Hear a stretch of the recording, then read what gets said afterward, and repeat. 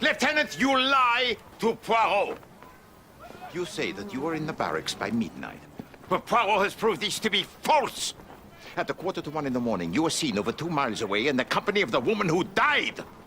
General, this is not a murder, as is suggested by the Palestinian police. But I do believe that the lieutenant lied about his whereabouts, first out of panic, and then by sticking to this lie, by reinforcing it with lie after lie through weeks and weeks of deception. He has heaped suspicion and a deep shame on himself, his regiment, and his wife. General, the neck of this woman was not broken by the human hand, but by a fall. You see here where her neck is broken in not one, but 2 places. Put it down! Take the sugar!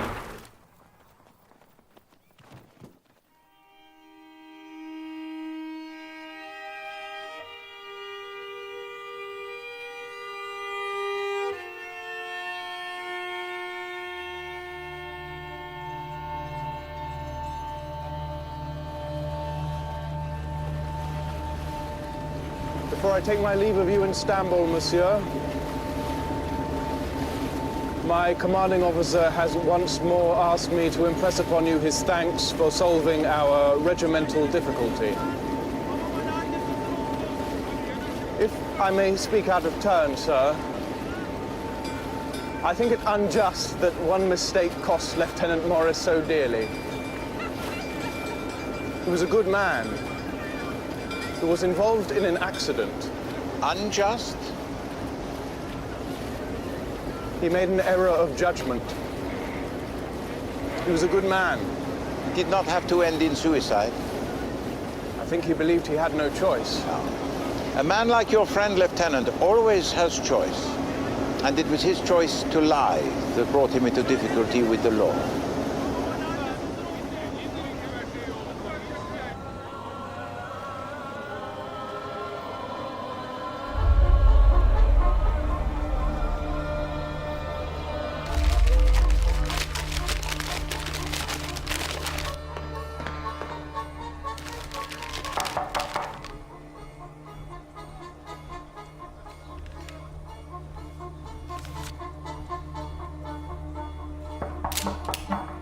Mr. Ratchet, sir. The details have arrived for the Italian property, sir. Downstairs. Very good, sir.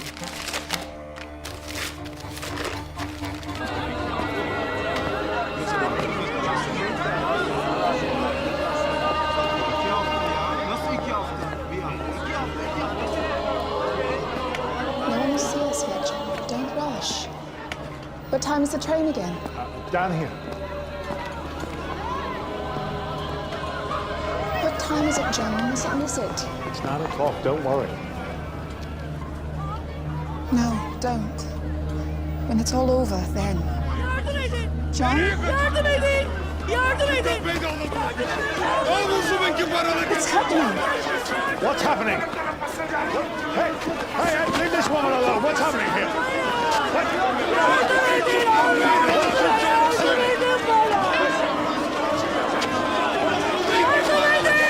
She's pregnant with another man's child. The husband wants justice.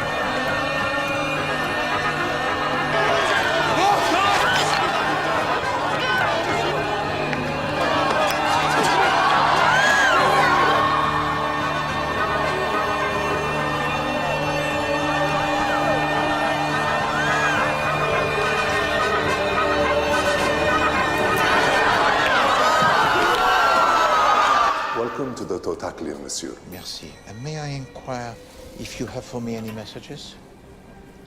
You may, and you do, monsieur. Merci.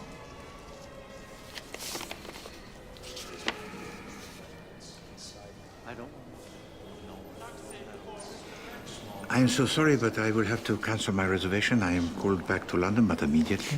Of course. And if you would be so kind as to book for me a passage tonight on the Orient Express. Of course, sir. Merci. Leave that alone. Leave that alone. If I needed assistance, boy, I'd have asked for it.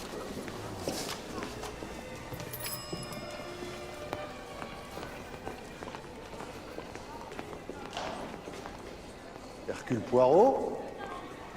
Hercule Poirot, this is you. What are you doing in Istanbul? Monsieur, I traveled from Palestine to London. So, you will be traveling back on the Orient Express? Wait, tonight? So am I. I am the director of the line, you see. Pardon. Of course, it's Monsieur Beau. Forgive me, now I remember. Of course you do. Monsieur, I am sorry, monsieur. This evening, the Calais coach on the Orient Express is fully booked. Is it? No, but I will travel tomorrow. No. There will be a berth for you, Poirot. We keep things back. There is always room. It is my business, and you will be fine. He's with me, he's with me. Good evening.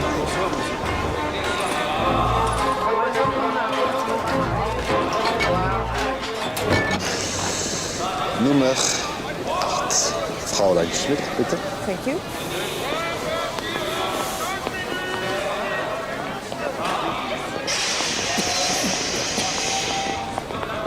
And you are in number 14, Princesse Dragonov. Merci, Michel. Je vous en prie. Hey, Michel! Bonsoir, Monsieur Book. It's such a pleasure to see you again. Ladies, I hear you are full up tonight. Yeah, it's incredible. The train is fully booked. The whole world elects to travel tonight. Well, this gentleman here is a personal friend, and he can have the number 16. But the first class is fully booked. Even what is held back. You're number 1, of course, but I'm afraid I Sorry. cannot. Good evening. Thank you. Number 11, Miss Debenham. Thank you. Please. I'm Xavier Beau, director of the line. C'est Hercule Poirot, tu sais. Le fameux Hercule Poirot. He is a famous man. The Hercule Poirot? Yes. And the company will not allow him to travel with the luggage.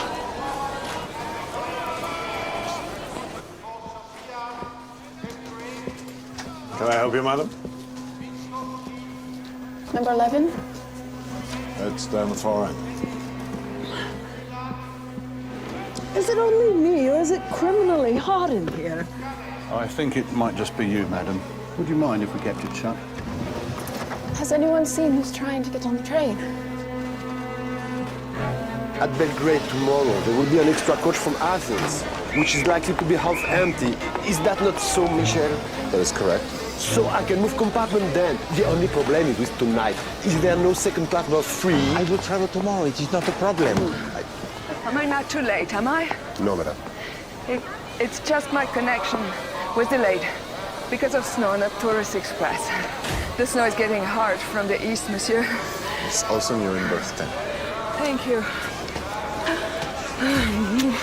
I always kiss my son Christopher. I kiss for you too, monsieur. This Mr. Harris is not checked in. In berth 7? No, not yet. He's a friend of mine. Well, it's too late, madam. The barrier will be But closed. who are you to commandeer Mr. Harris's berth? I'm sure he'll be arriving very shortly. It's just a little delay. Yes, I am the director of the Vagoni company, madam. That is just who I am. Well, he's paid your company for a ticket, monsieur. That should be respected. Absolutely, and he will be able to transfer it without extra cost. Pardon, madame. Sorry, Mrs. Hubbard. This is a scandal. That's what it is. No, a scandal would be if your friend were here and I didn't let him on. In America, it would be considered as such.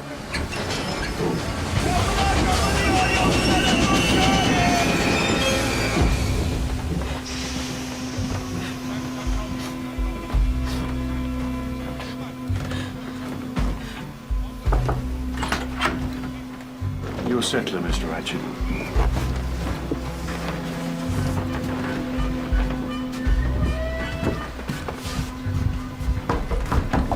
Yes? Monsieur McQueen. What's going on? This is Mr. Poirot. He'll be staying here tonight, and tomorrow he'll be moved to his own compartment. Oh, Oh, no! This is what has to happen, so this is what is happening. Monsieur?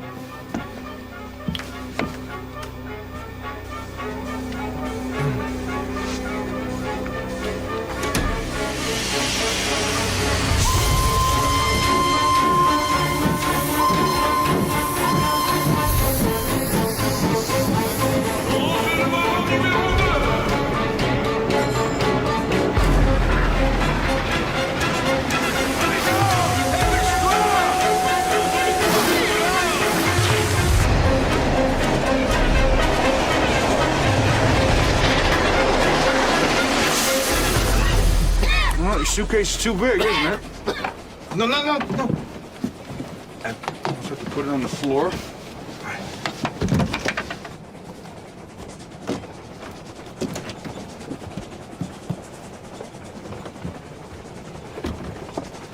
Monsieur McQueen, may Poirot rearrange some of your toiletries to make room for me?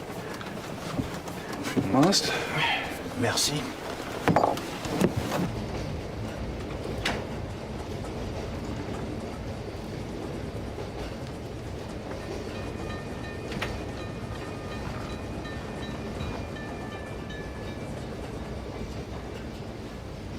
Antonio Foscarelli, Masterman.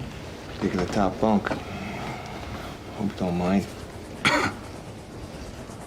Mr. Ratchet requests your attention, if you will. I'll get there. Thank you.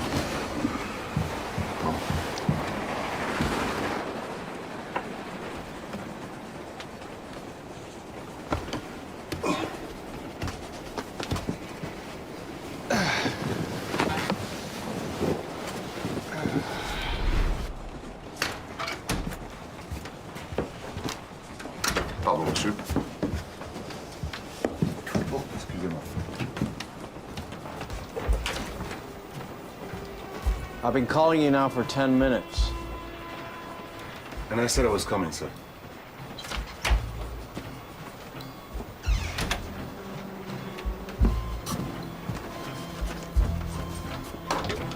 What's your name? Why are you asking? Well, Calais is 3 days away. Long trip.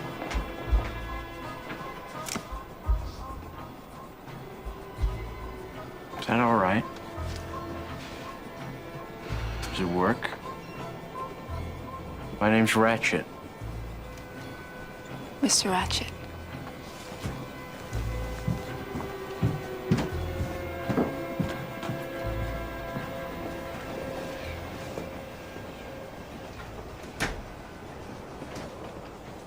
Are you all right, mademoiselle?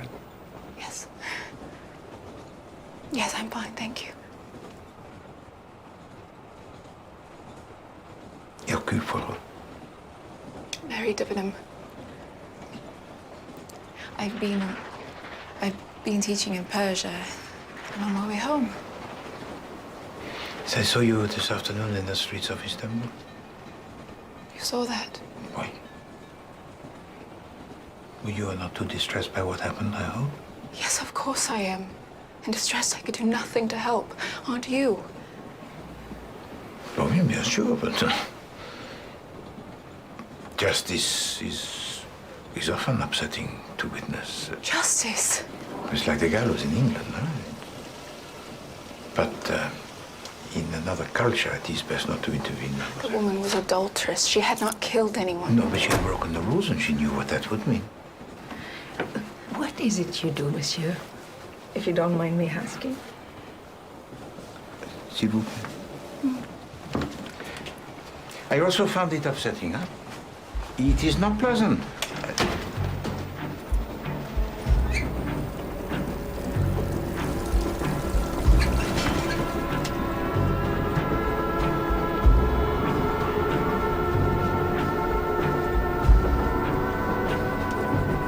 I am a detective, Mademoiselle Lawson. In the police? No, private detective. Hercule Poirot? Very good. Very good.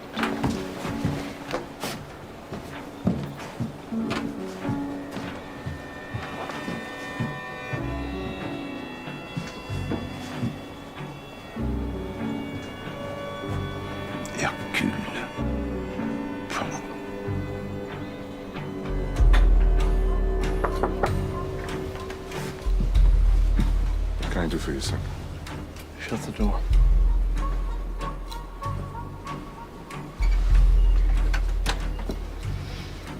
I need to know the people on this carriage. Whatever you know about them. Where they're going, where they're from. I'm sorry, sir, but company policy... Shut up! What you know about them, boy?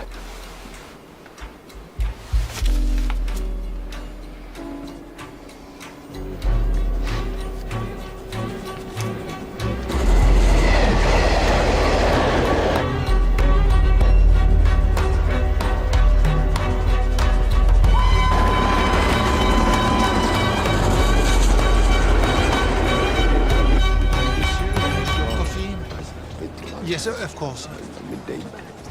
Madame, your change. No. What's this? What's a drachma? Apart from a way of clearing your throat. My daughter, who... Poirot! No. Come here, my friend. Please. It's the director's table, you know.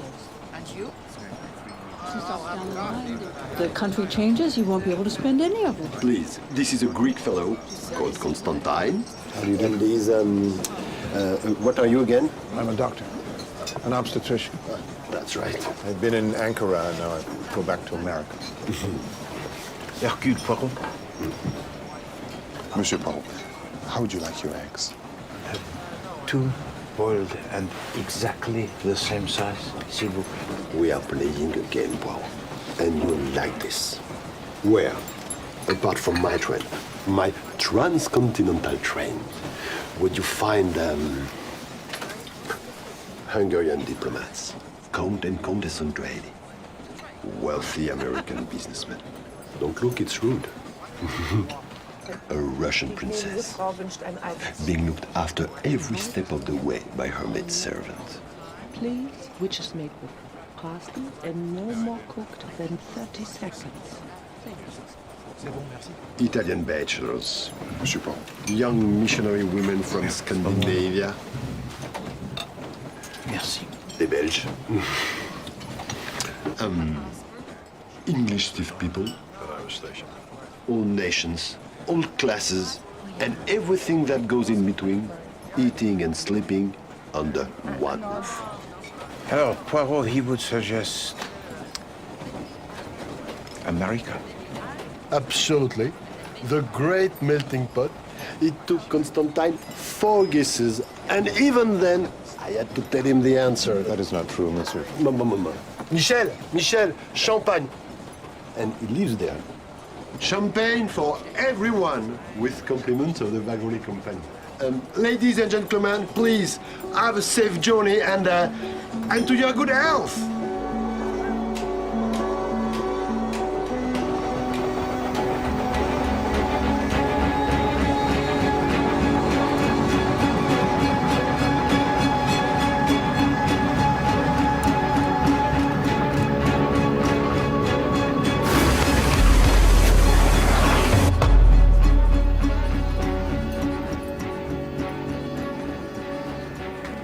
Do you believe in God, Mr. Poirot? I never used to, but I do now. I think he's like an extra gun, an extra piece of protection.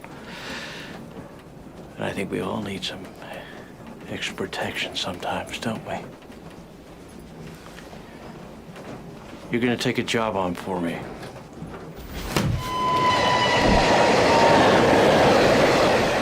Why do you need protecting on this train? Because there are people who know where I am, what I'm doing. What is that?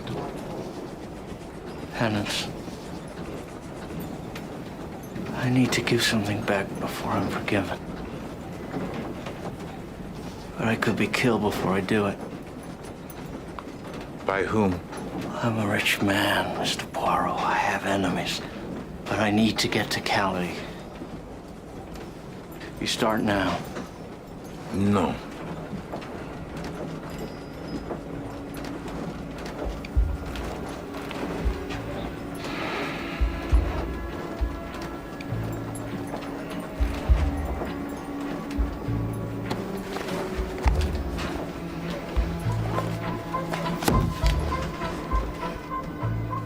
not play poker with you, monsieur. No.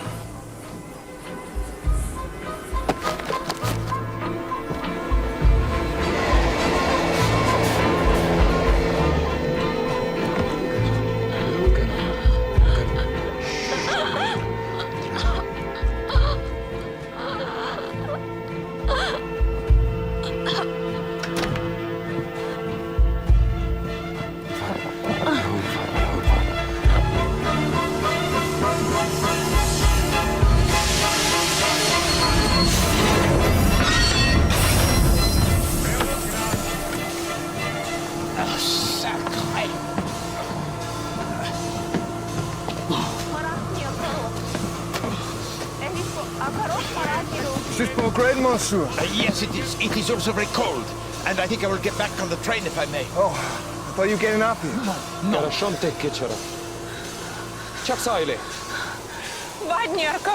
Dragma! You saw the conductor moving your valise. Yes, because from tonight I have my own compartment. Monsieur Poirot, Oui? compartment number 1 is not ready for you, sir. Merci, Michel. Merci.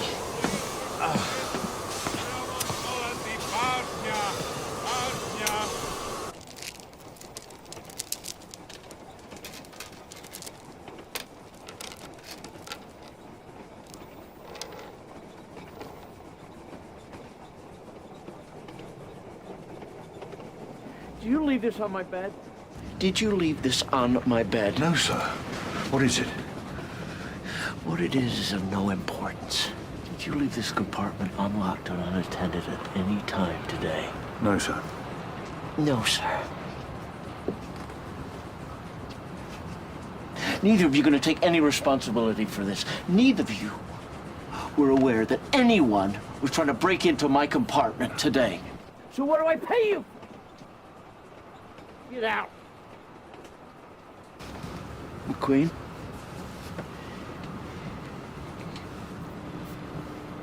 Get out.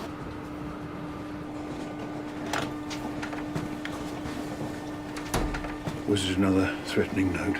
Of course it was. Is there a problem? No. Mr. McQueen, would you like a drink?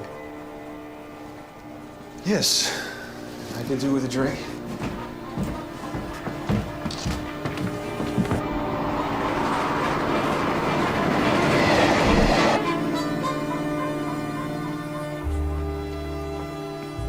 Seigneur, je te remercie de m'avoir créé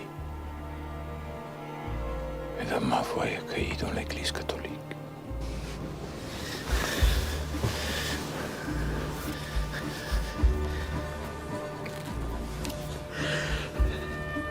Pardon me for all evil I have done this day. Si je fais de bien, daigne en recevoir l'offrande que je t'offre.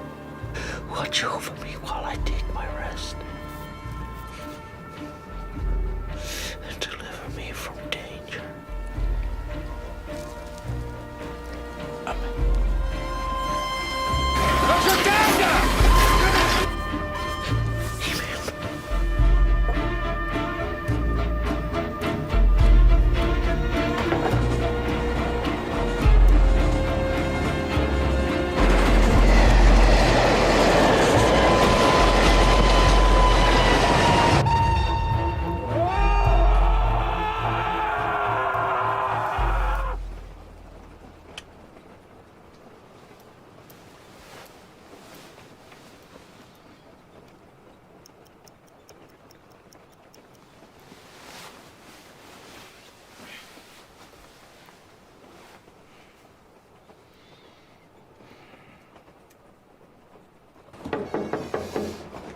Mr. Ratchet?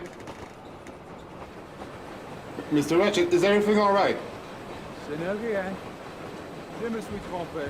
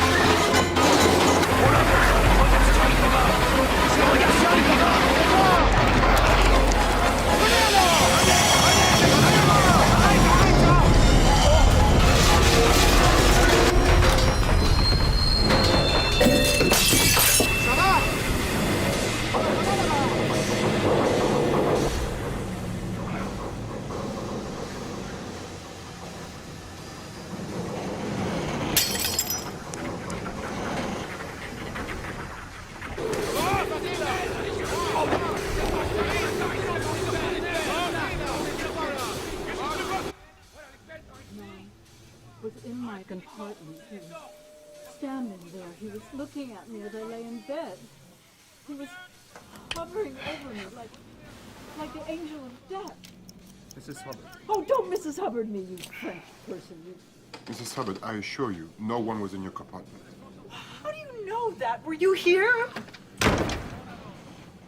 Yes, Mrs. Hubbard. Good night.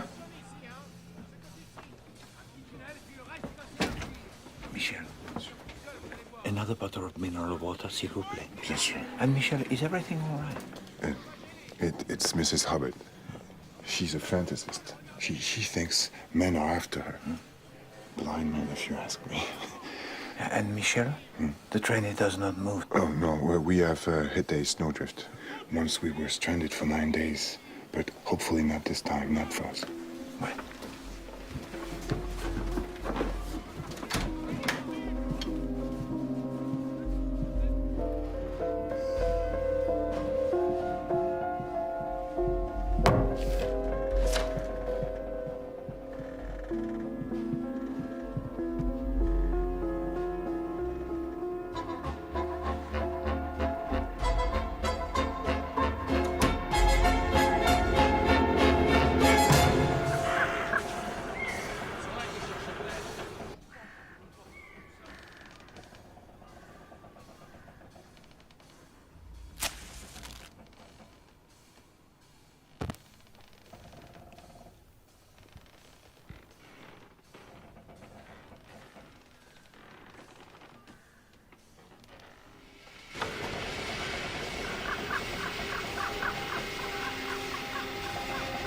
Do you know where we are?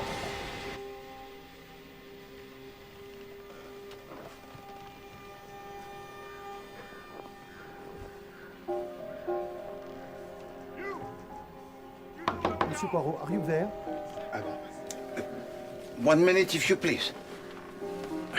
Monsieur Poirot, please. 1 minute, if you please. You must come. Please, I said 1 minute. You must come now. Please. I thought we would need a doctor as well, sir. I brought him his pick-me-up, sir, at the usual time, but when he failed to respond, I became concerned.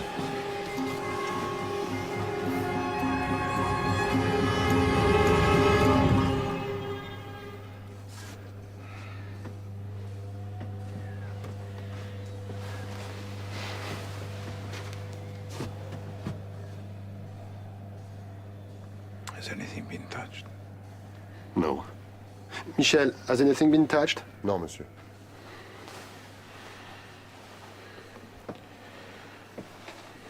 Doctor.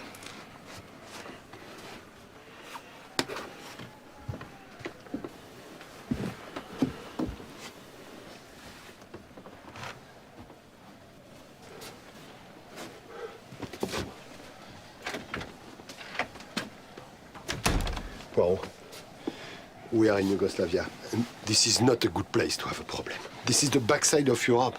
This is the Wild West. And have a carriage full of civilized, intelligent, beautiful people who spend money and who will not want to be delayed here by a brutal police. And they will delay them. Forever. He has been stabbed, maybe 15 times, in a frenzy. This is a disaster. So how long has he been dead? Maybe 7 or 8 hours, so 12, 1 o'clock. If the door was bolted, then that is how the killer must have left. Paul, on behalf of the Wagon Lit Company, please, sort this out for me. It should be left to the authorities. No. No. The police here, they will not be in your class. When we get to Broad, let the world-famous detective, the genius, tell the police what happened. And there will be minimum delay, because no one is going to want to travel on my train when they hear they'll get murdered in their bed. It's my business.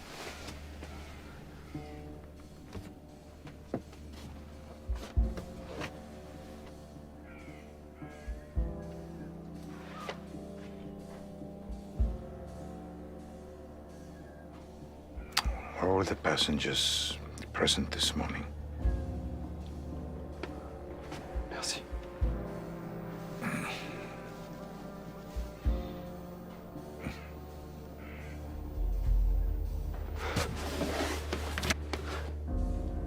Vraiment, merci. Michel. Are all the passengers at breakfast? Pas encore, monsieur. Not yet, sir. And he's probably right in assuming that the Calais coach at night it is made secure. Oh, yes, sir, we absolutely. There is no way anyone could have got through to this coach from another part of the train. Good. Well, keep it locked. No one in and no one out.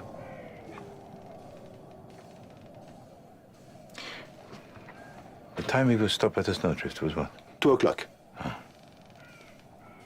Because the murderer, he did not live by this window, as they hope to suggest. How do you know? Because there are no marks in the snow.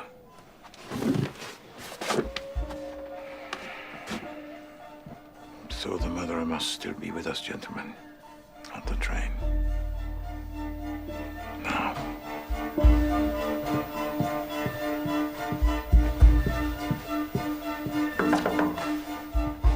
Princess Dragomirov?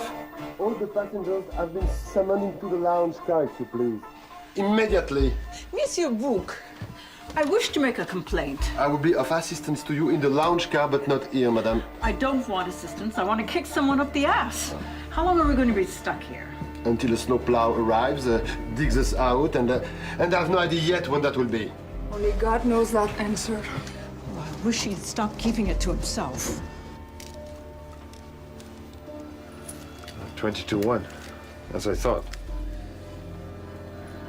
You said there are 15 stab wounds, Dr. Constantine? Yes. Well, Poirot can count only 12, unless there are some others on his back. No. So, the murderer must have crept in, yes, and stabbed with all his might. You are not a police surgeon, are you? No. What are you? You are... An obstetrician. Bon.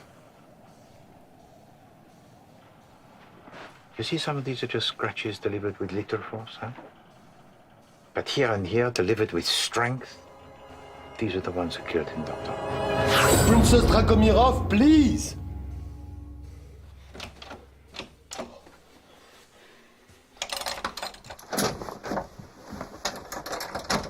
My lady is not dressed, monsieur. I apologize, but you must come to the lounge car now, princess. What is the problem, monsieur? I'm waiting for you outside. Oh. If I stand here as the murderer, I find the wounds. Some of them, they have an angle that is suited to my right hand. So, but others, you see, impossible. They need my left. We have a left. We have a right. We have a weak and we have a strong. So is Ratchet trying to tell us that he was murdered by 2 people?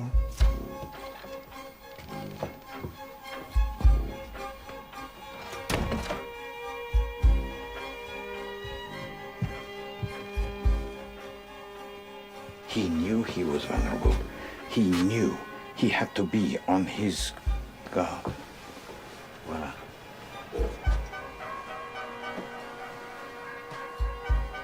Please sit down. Well, ladies and gentlemen, I have to tell you that last night, one of your fellow passengers, Mr. Ratchet, was murdered. Murdered? Yes. The detective Hercule Poirot believes that the murderer is still on the train with us. So, please, we have sealed the Calais coach and we request you do not try to leave. Of course, Monsieur Poirot will be wanting to interview you all. How is he murdered? With a knife. And what is that?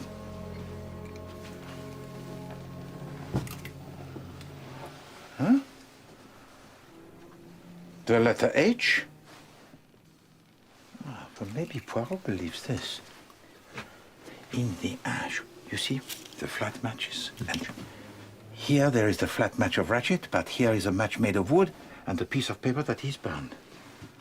So perhaps Poirot, he is correct when he suggests that the match made of wood, it was struck by someone else, and the piece of paper was burned because it was in some way incriminating.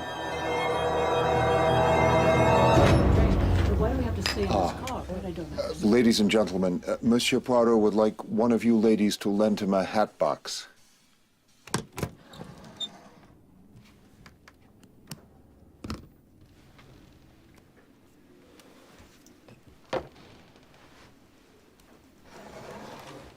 Merci.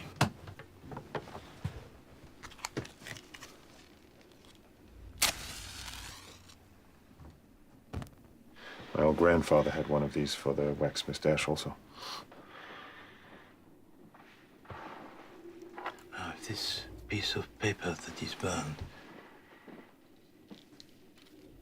is indeed incriminating.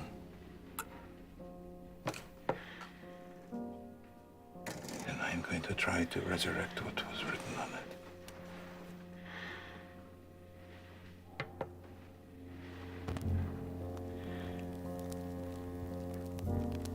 it. Easy arms. What does it mean? AC? Easy? Easy arms. Merci. I think it's nonsense, isn't it, Poirot? It doesn't mean anything. I do not know yet. Poirot.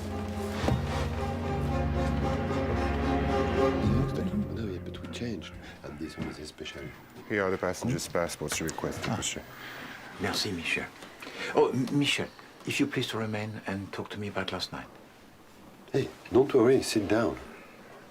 Poirot, Michel is not involved. Since his wife died, he is married to the company. He is our hardest worker. Michel, your wife, how did she die? Out of grief. My daughter died and my wife followed. When was this, Michel? Well, it wasn't last night, was it? Leave the poor man alone. It was a few years ago. Tell us of last night, Michel. Well, we stopped at Vinkovci a little late, 11:45. Did you get off the train? Yes, for a chat, but it was so cold, I didn't stay. Did anyone else get off the train from the Calais coach? Yes, Mr. McQueen and Colonel Arbuthnot. But again, they do not hang around. And afterwards, they were talking politics in the colonel's compartment until 2 in the morning. And then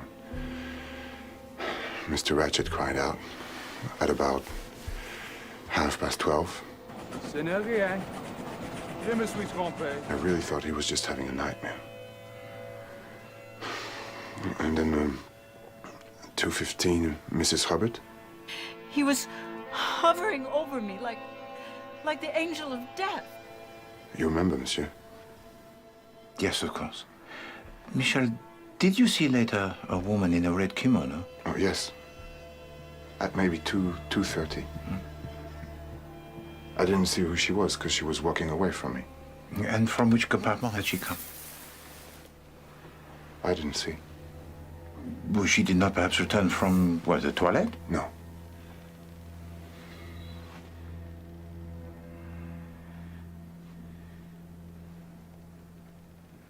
Merci. Merci, Michel. And next time you request a transfer to the Calais coach, I'm sure it won't be so dramatic. For this trip, you request a transfer? A former colleague of mine lives in Calais. I was to visit him. Yes, Michel normally does the Paris coach. Bien. Monsieur. Did you like your employer? Oh, I do not find it necessary to like an employer. Oh, but I do. Did you know that he offered to me a job? And I did not like him. Was he, in your opinion, a gentleman? Nothing of the kind. But he had money. Put a sewer rat in a suit, and he's still a sewer rat. He's just in a suit. Et alors, last night you shared your compartment with Signor Foscarelli.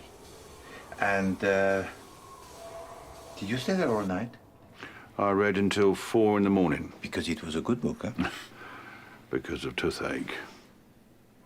So, you know for a fact that Signor Foscarelli, he did not leave the compartment either last night? No, he snored.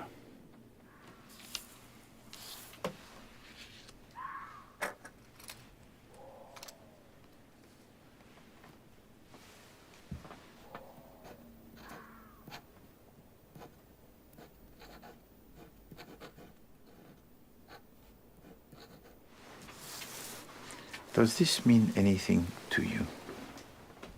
Is it an arms firm? Was he an arms dealer? Or? Oh, I don't know the name of that firm.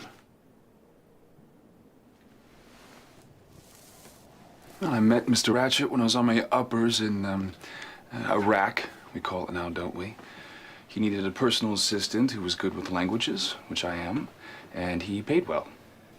And he could not speak the languages? Not a word. A little pigeon Italian, which even Italian pigeons would have found hard to understand. And where in America was his home? He never spoke of it. He was thinking of buying in Napoli, but well, I don't know whether he'd have been allowed to go there. Allowed? I don't delude myself by thinking Mr. Ratchet was not on the run from something dark in America, that he wasn't trying to buy his way back into society.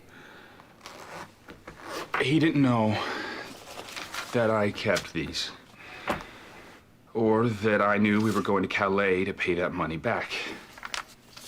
To whom? Underworld, mafia. But they've set him up, haven't they? Smoked him out onto the train with the money and settled his debts in the night. How much was in the suitcase? Over $200,000. I stayed in his employment because I needed money to get home. The name Ratchet, it is an alias. If you please to follow me. $200,000? A penance, he told to me. Something dark in America? From where he is ostracized, huh? $200,000 blood money for which he had to atone?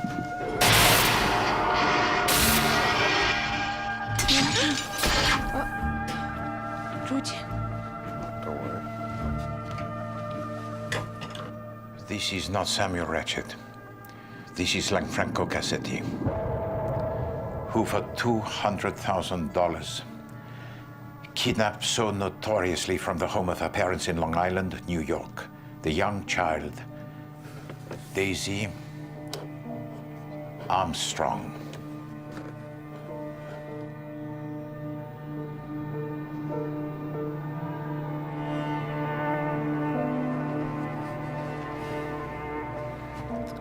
This devil came for her. Someone in the house tried to stop him, but they were hurt very badly.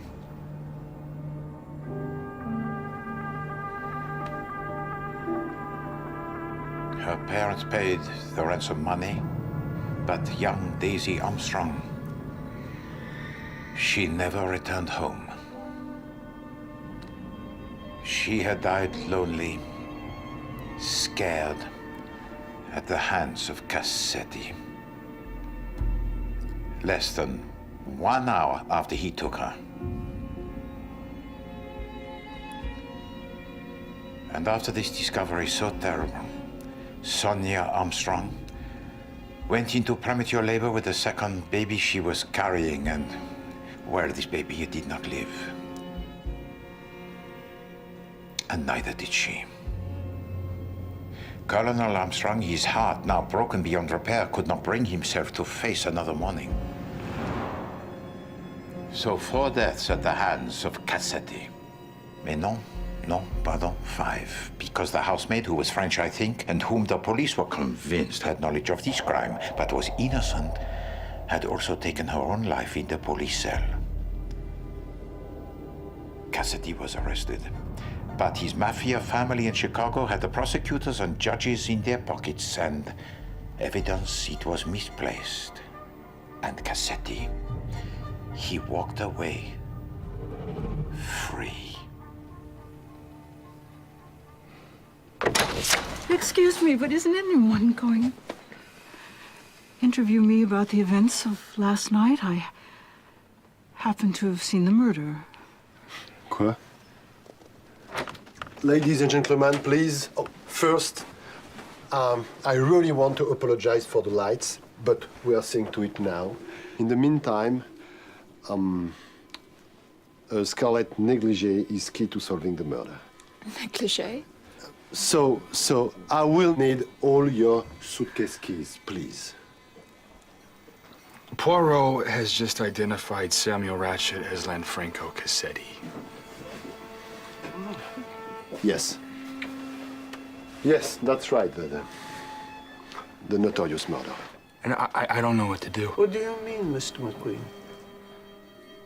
My father was the DA in the Cassetti case. He was the prosecutor.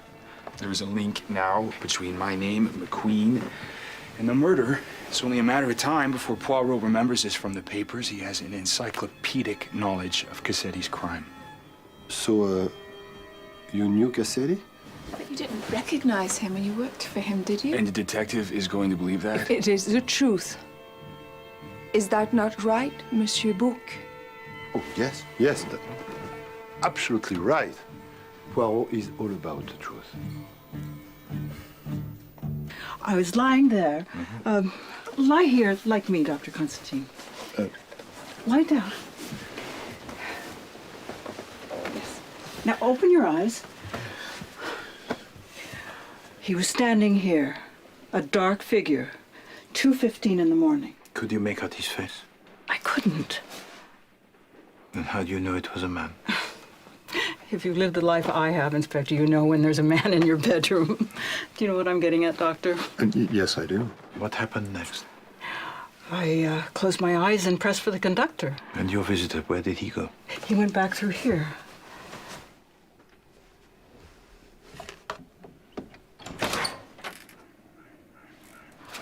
Madame, why is it that you have not bolted the door between your compartments? I had. Madame Howard, in your life in America, were you acquainted with the family of the young Daisy Armstrong? I'd heard of their tragedy, of course, but they were of the highest society, and I am not. This man is the man who murdered Daisy Armstrong. Wow. If I'd known that, then like any American mother, I'd have ripped the bastard's heart out. Pardon my French. It is indeed a French word. What's this? It's a button. From a conductor's uniform. What is it doing here? If Michel is not missing a button, then it must... certainly wasn't here yesterday. Well, then it must be the assassins, surely. Maybe he could have got out at Vinkovci. Yes, disguised as a conductor. Then into Mrs. Hubbard's compartment with a stolen passkey and left in the kimono. He got all this from a button.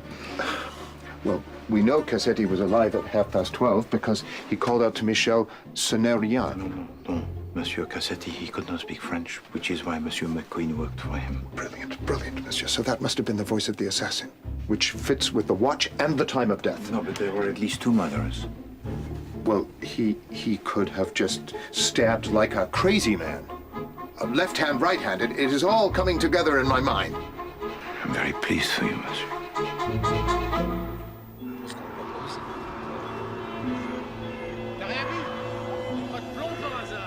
This is the mafia for sure. The knife, it is the Italian way. They want the money, and there will be a thing about revenge for some reason. It makes sense. Of course it does. And let me ask you something. Who is Italian on this train? Who has been in America? Huh? Signor Foscarelli. So you share with Mademoiselle Debenham birth 10 and 11? Yeah. That English woman does not pray. I prayed. She needs to pray. Neither of you left the compartment last night. No. You have been to America? Yeah. America.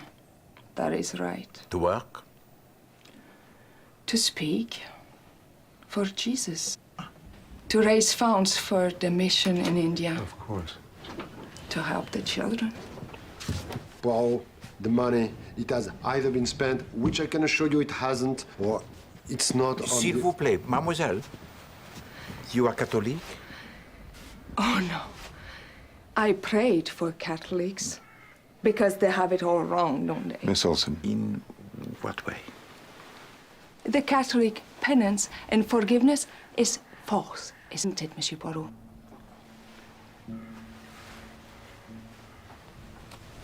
Because there are certain things that God will never forgive? Yeah? Like when you violate his law? Yeah. Violence against children? Violence against the children. This man who is dead. Maybe God came last night on this train and refused to forgive.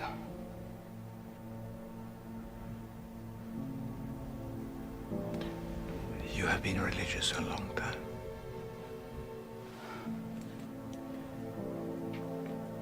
I saw Jesus, who protects me now, as I protect the children.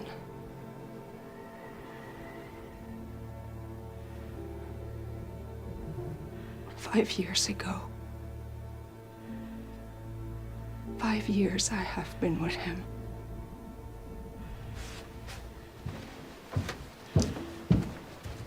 And I'm sure he's enjoyed every moment. Well, Poirot, no money, no satin negligee. Kimono. Unless the Princess Dragomirov wears negligee, which I think unlikely. Don't you, Doctor? I do. Kimono. Have you seen the outfit she's wearing today? It's enormous. She waddles down the corridor like the battleship Bismarck. Well, however, I know who did the murder. This Cassetti trial, it must have brought the press, the FBI, down heavily on the mafia, hurt their interest, which they hate. So they put one of them on the train, give him a knife, and get payback. Signor Foscari. Well, how unfortunate then that the English valet has the toothache and knows that Signor Foscarelli did not leave his compartment all night. On the night of the murder, monsieur, my maid read to me until 11 o'clock. And you slept through till the morning? No. At 20 to 1, I rang for the conductor to call Fräulein Schmidt, as I had not settled. And I requested a massage. Ah, oui. I left her asleep at 2:30. I gave my lady a massage and read more Goethe. You did not hear anything untoward in the carriage? That is correct. Princess Dragomirov, were you acquainted with the family of Daisy Armstrong?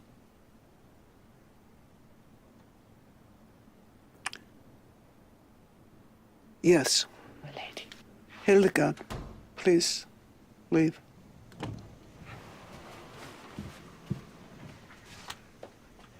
I stayed many times at the Armstrong house on Long Island, as I was privileged to be the godmother of Daisy's mother, Sonia.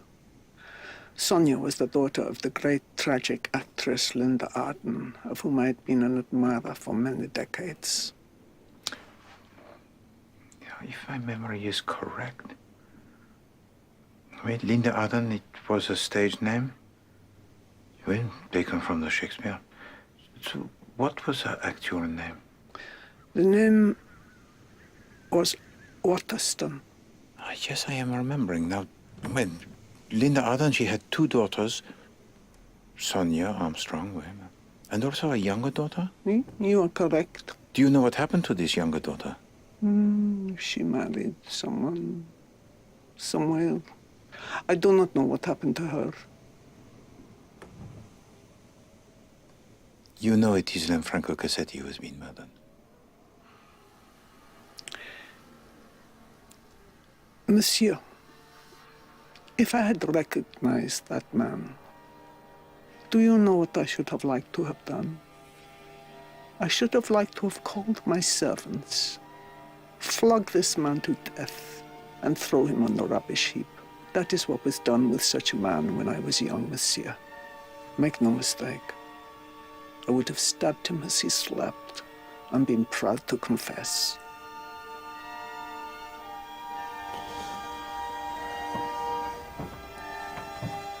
Monsieur?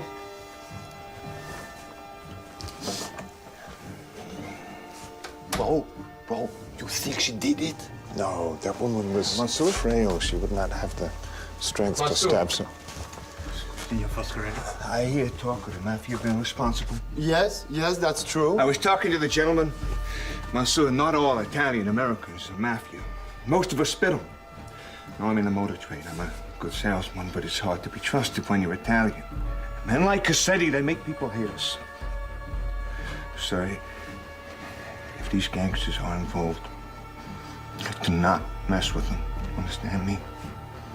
For they are ruthless to anyone who crosses them, and you are no exception. You understand that? Hey, is that a threat?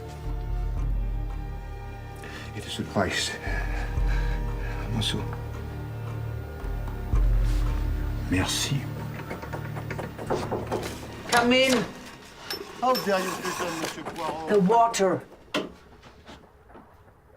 The water is not working. I wasn't threatening anybody. What is happening? Fräulein Schmidt, does this belong to you, lady? No. She's Natalia. It's her style, but not her initial. Merci. And tell me, if you please, were you also the frequent visitor to the Armstrong house in Long Island? Yes. No. I knew the Long Island home, but I've worked at an adjacent property, another family. That was how I met my lady. And you are a good cook, huh? Yes. All my ladies have said that. Bon. No. I'm a maid. Forgive me, but you appear to be more expert in the food. Which is made with parsley and no more cooked than 30 seconds. No, I'm a lady's maid. The reason I'm so nervous, monsieur, and get things wrong is that I saw the murderer. I saw him with my eyes when I finished my lady's massage. I came out of the compartment and passed a lady in a kimono, but she had a man's face. I also saw her, and, well, she looked like a woman from the back. No, a man. Yeah. So, when did you see him? Because I did not notice you when I saw him. At 2:30. And can you describe him? He was small, round, and dark. And when I heard his voice as he said, "Pardon," it was a woman's voice, weak like a woman.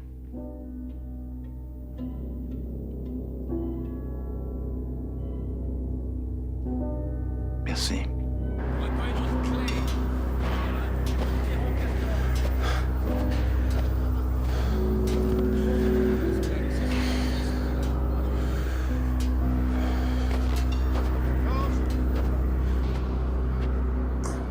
Plus rien du tout? Rien du tout. Si on fait pas de feu ou si la locomotive avance pas, l'animal d'Allemand est foutu. Et d'ici à demain matin, ça repartira pas. There is no power at all.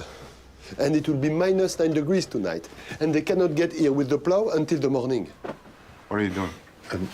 How will you cook food? Hey, how will we stay warm? All his buttons are here and sewn with old thread, so this button must have come from a second uniform, Poirot.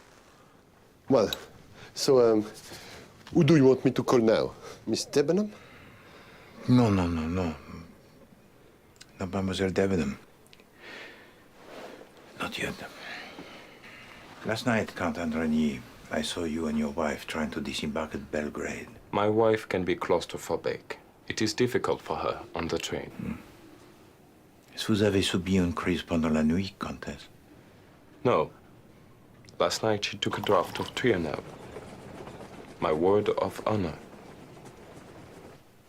I did not question your honor.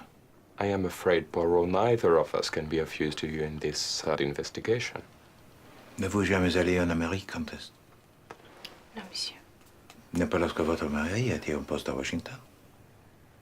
Nous ne sommes mariés que depuis un an. I spent 2 years in Washington at a posting to the embassy. You were there 5 years ago, I see. Yes. I remember the Armstrong murder in the papers, if that's what you're alluding to.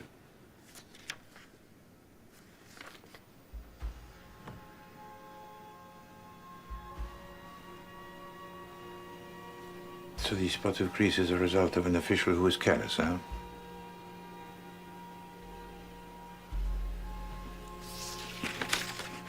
Vous voulez bien m'écrire votre nom? Quel-t-il figure sur votre passeport? Why does she have to write her name? S'il vous plaît, as it appears on the passport.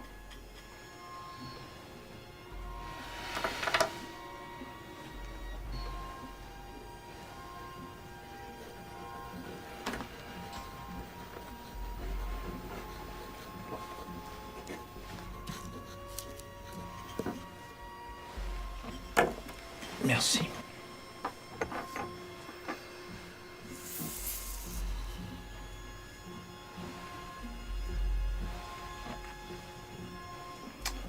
Ce n'est donc pas vous qui l'avez perdu, hein? Non. C'est joli, mais non.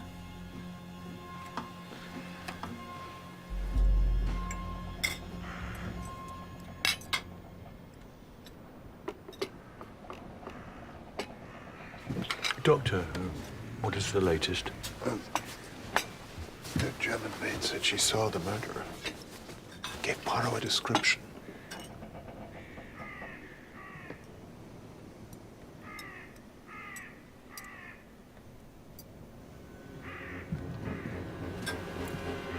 Why have you not yet questioned me, monsieur? Mademoiselle Debenham, why do you and Colonel Abbas not pretend not to know each other when it was quite clear in Istanbul that you were intimate? No, don't. When it's all over, then. When what was all over, huh? Hmm? What? I'm not at liberty to say. Oh, liberty. Mademoiselle, you will give me a good answer. When the Yugoslav police arrive, you will not be at liberty. Now, give me an answer. Steady on, Poirot. I am not at liberty to tell you. Mademoiselle, do not cross me. A murder has been committed, and I have seen you behaving suspiciously both before and after the crime took place. You leave her alone. John. Sir. Teddy, sit down. Colonel Arbuthnot, maybe you can explain what was meant by her words. I met Miss Debenham in Baghdad. She was the governess in the house of an AOC, a friend of mine. And you fell in love? Yes. What is it with these men who go around falling in love with the staff? Will you shut up? Why the secrecy? I am currently suing my unfaithful wife of 20 years for divorce. In English law, if she sees me with another woman, then she can sue me. I can't believe I'm telling you people this. If that happens, I will lose my house, my reputation, my commission. When it's all over, Miss Debenham said, when the divorce is all over, when that is behind us.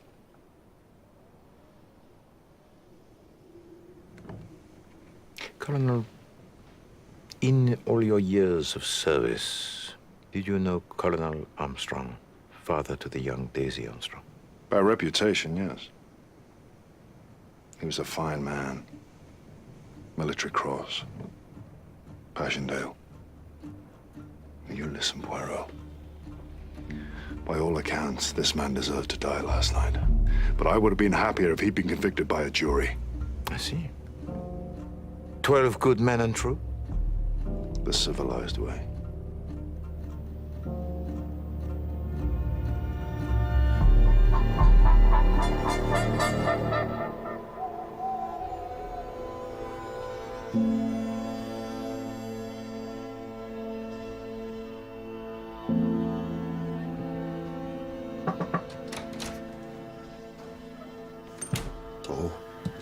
I've moved the little gas stove from the galley to the lounge and, well, I propose we should stay there for the night.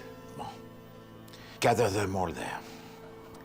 Monsieur Bouc, I have been thinking of the theory of Dr. Constantine, of the assassin who got on disguised as a conductor. Yes, I think of it, yes. And the uniform of his conductor must have been discarded somewhere. Of course, and Poirot, yes. He thinks he knows where. It must be amongst the possessions of the one person it could not possibly be. The witness who says she saw the assassin. Fraulein Schmidt. Do you have the button he lost? Of Yes, please. Bon, please to keep watch.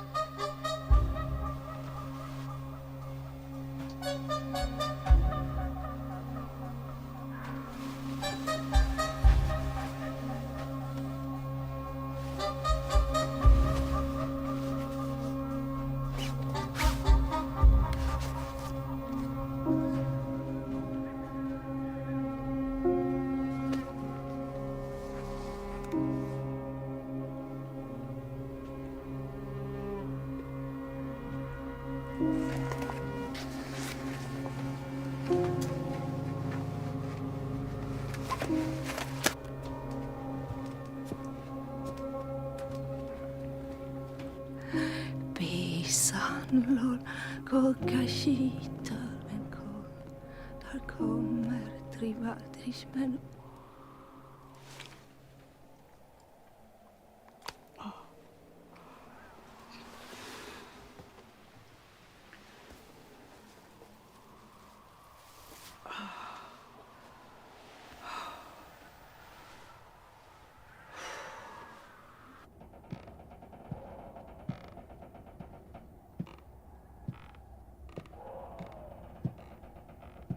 Bisan lol ko kashita men ko dar kommer triva trismen.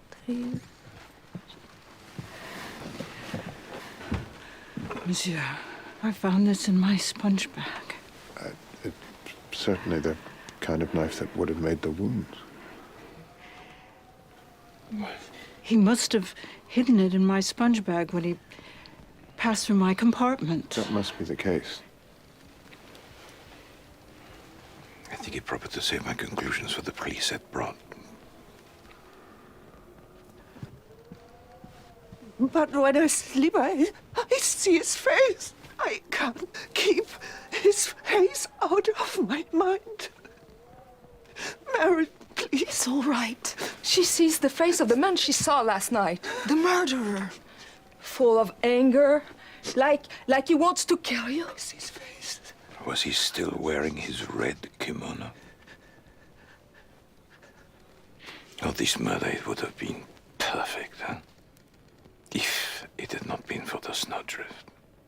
Is that not so, Fraulein Schmidt?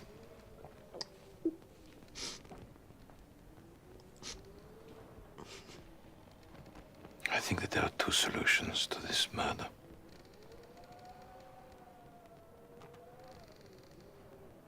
In the first, the mafia assassin gets on the train of Vinkovci, offered Broad with the money, Cassidy killed. But one or two of you notice a different conductor in the corridor, notify the police. But the assassin would have gone. Vanished. But because of the delay, there had to be an improvisation. And so a second solution proposes itself to me.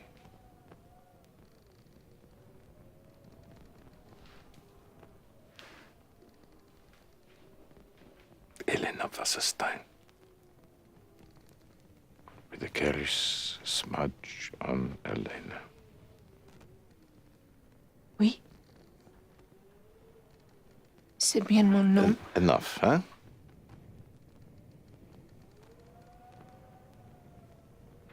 Because maybe Poirot should not be looking at your first name, but your second. Countess Wasserstein. Waterston. The family name to Sonia Armstrong and her younger sister, Helena. My wife does not understand English. We used to. Let's stop this right now. Yes, let us stop this. You had the handkerchief with an H. That would have pointed to me, and you would have found my connection to Daisy. Your niece. My sweet niece. This girl hasn't done anything wrong. You know nothing, monsieur. You don't touch her. Shall I tell you what I know? Huh, Mademoiselle Debenham? Shall I? I know, because Fraulein Schmidt told me, that the Christian name of Princess Dragomirov is... She's Natalia. And this is not so, Princess, that in the Russian alphabet, the capital letter N is written like the Western letter H. So I know that there is more than just one connection with Daisy Armstrong on this train. The godmother, the aunt. And the son to the prosecutor, who Poirot remembers from the papers, ended his career in shame because he rigged the trial. Cassetti's connections threatened to kill me. His son. If he didn't do what they asked, well, what was he supposed to do? He was supposed to have ensured that justice was done in an open court, monsieur. This girl did not murder that man. Not in a frenzy, no. This was a cold crime, was it not, Mademoiselle Debenham? One long in the planning. But it was you, Monsieur Bouc, who first suggested to Poirot that only in America could such a society as this all be found together. But maybe also in the house of a rich man in Long Island. Because...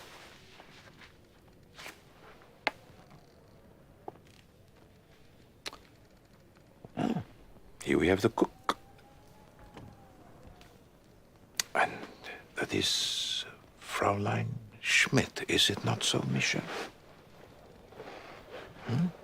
And next to her is your daughter, the French housemaid, Mademoiselle Françoise, who fell under the suspicion of the police for her complicity in the death of Daisy Armstrong, but who actually was innocent, eh?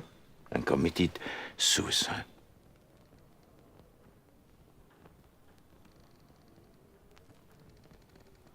Signor Foscarelli, what were you? The chauffeur? The chauffeur. And also the lover to Mademoiselle Françoise. All she did was talk to a stranger in a shop. She let slip some details about the house. What time the nursemaid took off. She didn't know she was talking to a man like Cassetti. Yes, and all this in 1933, 5 years ago. How long have you been with Jesus, Mademoiselle Olsen? 5 years I have been with him. So Poirot, he suspects that you were that nursemaid. Some crimes God does not forgive. And you, Mademoiselle Debenham, the professional governess, with paralysis down one side of your body, how, I wonder, could you possibly have sustained such an injury?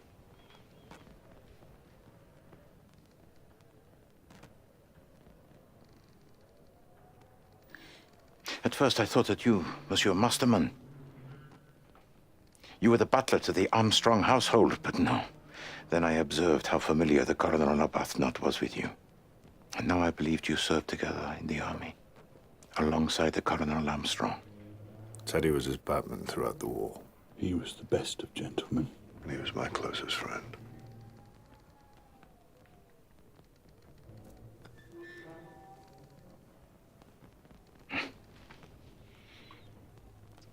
And then Linda Arden, so famous. But there was a danger of you being recognized if you were to board the train as yourself. Huh?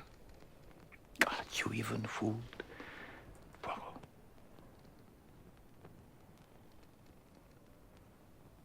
And 12 people. And 12 wounds in the body of Cassetti. 12 members of a jury. But I do believe that the Count Andreny was a man of honor. And his wife had been protected and was not involved in the killing and took her Trianol, as he had said. That's correct. So who then was the 12th, huh? Could he possibly be the man who tried to deflect Poirot at every turn, huh?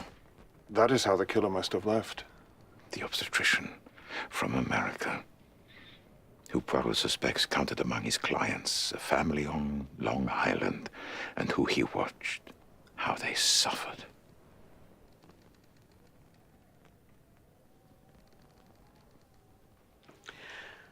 We have Miss Debenham to thank for our plan. It was her fortitude that brought us all together and channeled our determination. The plan had great beauty. Cassetti's whiskey was drugged so that he was awake, but could not react to anything. We needed him to know of his execution.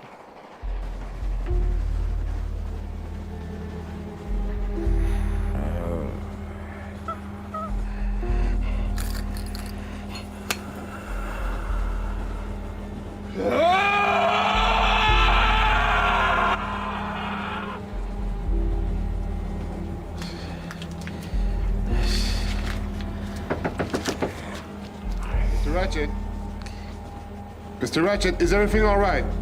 Ce n'est rien. Je me suis trompé.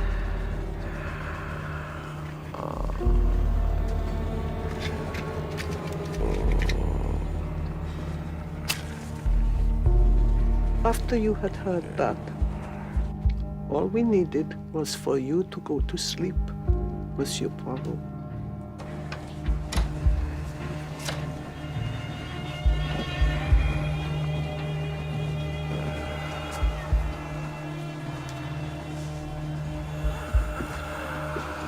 I could tell you who we are, but all you need to know is that the people that you killed are all in heaven, Mr. Cassetti, while you are going to hell.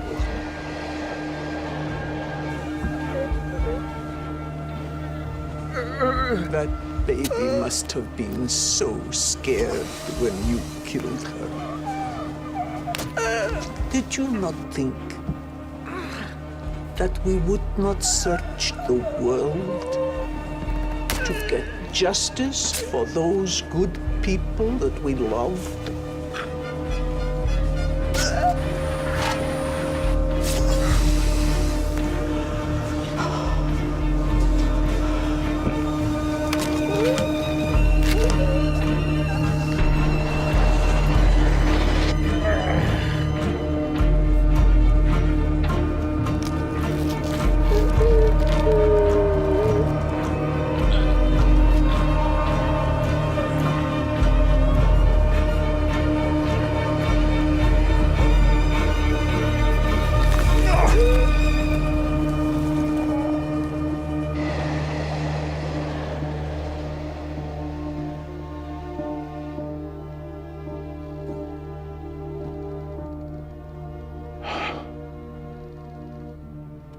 Business of this trip.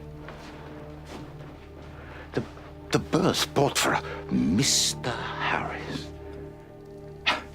So no outsider bought it. The red kimono. The watch. All of it a farce. Was it not, Linda Arden, to make the mockery of Poirot? You were our first piece of bad luck. And then the snow, which meant we couldn't get to Broad. But how will the assassin leave the carriage? Just through the window. Yes. Yes, he could have tried to go through my room, and I've woken up and he's had to come back in here. You people!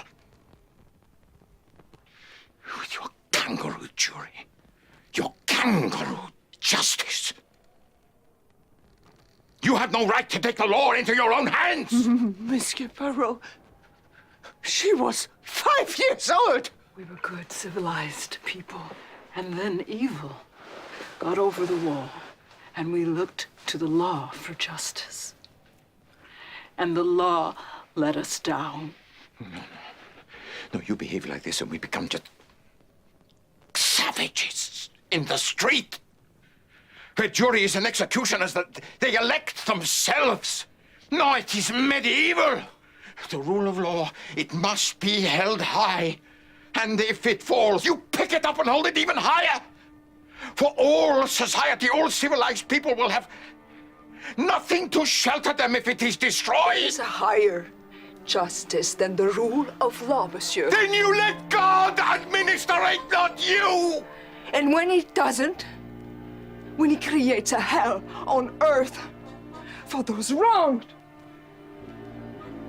when priests who are supposed to act in his name forgive what must never be forgiven. Jesus said, let those without sin throw the first stone. Wait. Well, we were without sin, monsieur. I was without sin. When we get to Broad, if we ever get to Broad, let these good people go, monsieur. Hand me over to the police. My world is gone. Let these people live. The worst kind of murderer, Poirot. Monsieur. The devil incarnate. Can't stand here and defend him to us. You're as bad as a crook in the courthouse, sir. Lock the door. It is true, monsieur. You can tell these people are good people. That cassette, he deserved to be executed for what he did, and the world knows it was a prophecy that he was not! Lock the door.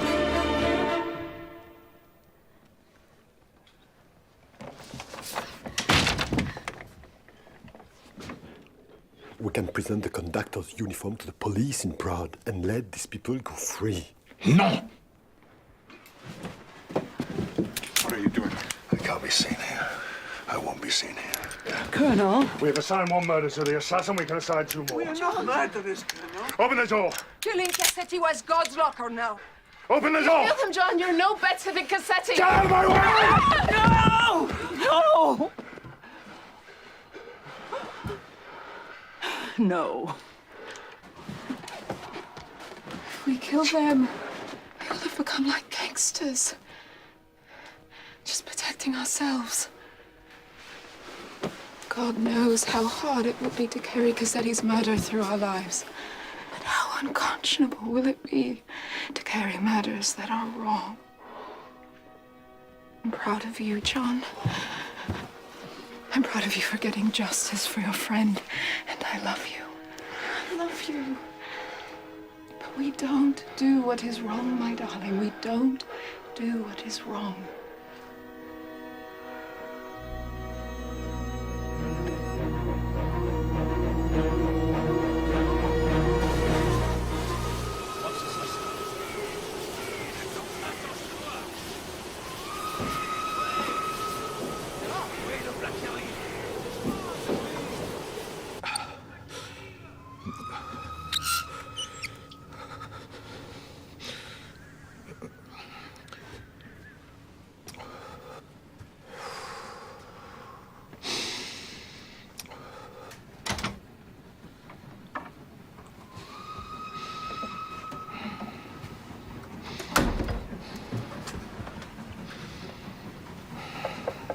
Monsieur, may I come through? Of course.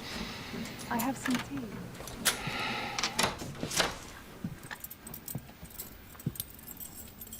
I take it to him. Oh, yes. Yes. Can I ask if there will be police arriving with the snowplow? Yes. They would be there, yes.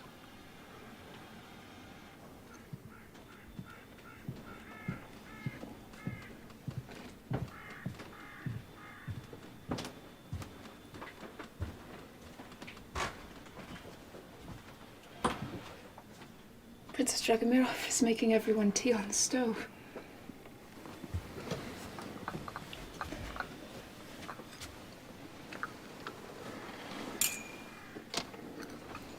One thing you didn't solve was where we hid the money we were going to give back to the Armstrong Trust.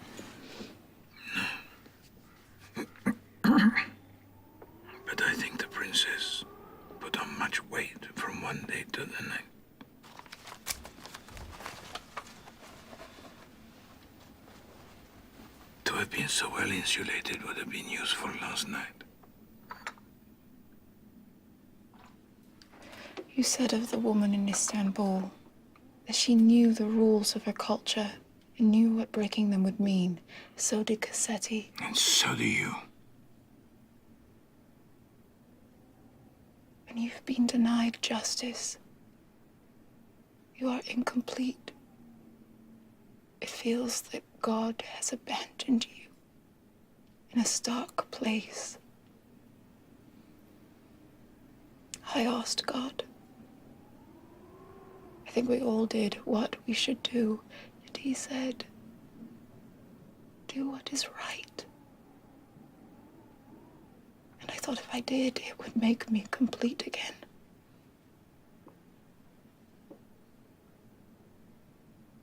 And are you?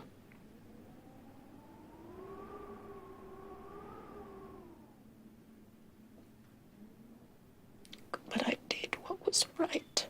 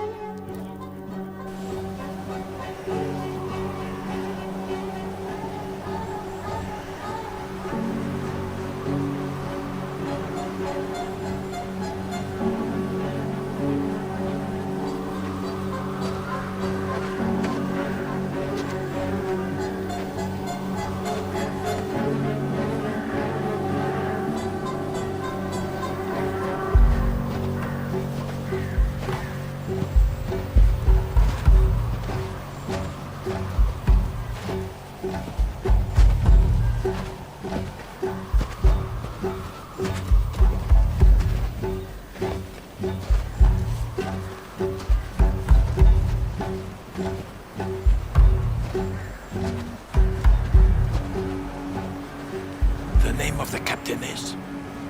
Driver Jack, sir. Merci. Captain Driver Jack. As you know, this is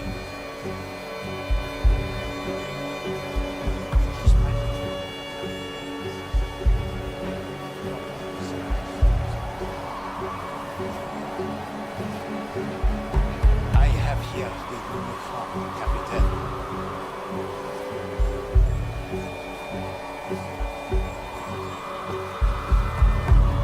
And in the committing of the murder, he left behind a button.